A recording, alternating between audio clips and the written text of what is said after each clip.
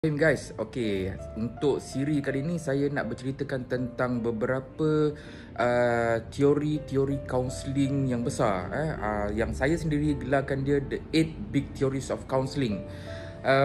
Mungkin satu-satu teori saya akan bagi dalam satu siri lah. Okay, jom kita dengar bersama-sama. Semoga ini menjadi ilmu untuk semua, insyaAllah. Assalamualaikum. Perempuan, pernah tak anda bertanya kenapa sesetengah individu itu melakukan perkara-perkara yang mereka tak tahu? Mereka melakukan perkara itu tanpa rasa sedar, unconsciously.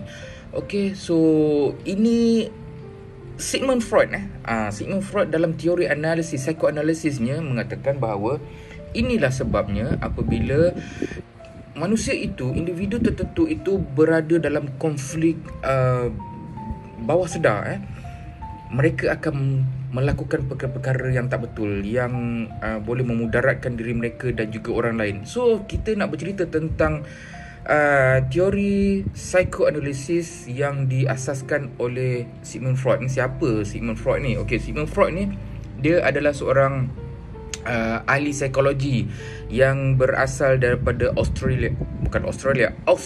Okay, so banyak buku-buku yang saya baca mengatakan beliau ni lah bapa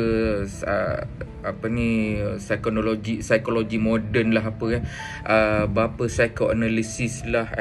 Dia memberikan satu pendekatan awal di dalam bidang kaunseling, tetapi secara personalnya saya tidak bersetuju dengan pendapat berikut, sebab nanti kita akan kongsi dalam video-video saya yang lain apabila saya memberitahu, berkongsi ilmu-ilmu tentang teori-teori kaunseling ni. Okey, itu tentang Sigmund Freud lah. So Sigmund Freud ni dia bahagikan minda manusia ni kepada 3 bahagian. Pertamanya yang digelar sebagai id. Okey, id ni adalah satu bahagian asas. Ianya adalah satu dorongan secara semula jadi, satu keinginan, satu nafsu yang ada dalam diri manusia. Contohnya kita berasa lapar, kita berasa marah, kita menginginkan sesuatu, itu id. Yang keduanya, yang bahagian keduanya adalah ego. Okey, ego ni mengikut Freud ianya adalah bahagian yang logik, yang realistik, yang cuba untuk menyeimbangkan bahagian id tadi, yang keinginan tadi dengan satu lagi bahagian iaitu super ego. Okey, apa benda super ego ni? Super ego ni adalah suara hati ataupun nilai-nilai moral, benda-benda yang baik. Ianya seperti contohnya didikan, agama, the values, the social yang perlu kita ikuti.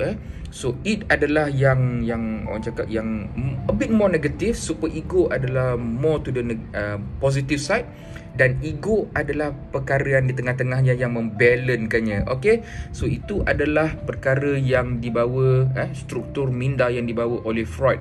So tahap kesedaran pula, Sigmund Freud ni dia memberitahu manusia ini dia juga terbahagi kepada 3 tahap kesedaran. Yang pertamanya adalah tentang conscious. Kita sedar apa yang berlaku di sekeliling kita. Kita sedar apa yang berlaku kepada diri kita dan juga orang-orang, family kita, kawan-kawan kita. Okey, itu sedar.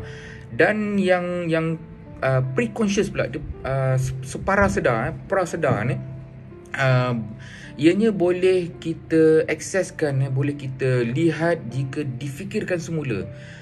Kita dalam keadaan yang termanggu, kita buat self reflection dan kita akan dapat satu yang dinamakan sebagai prasedar. Okey, dia belum nak kesedar lagi tu. Ni yang satu tadi conscious, ini adalah pre-conscious.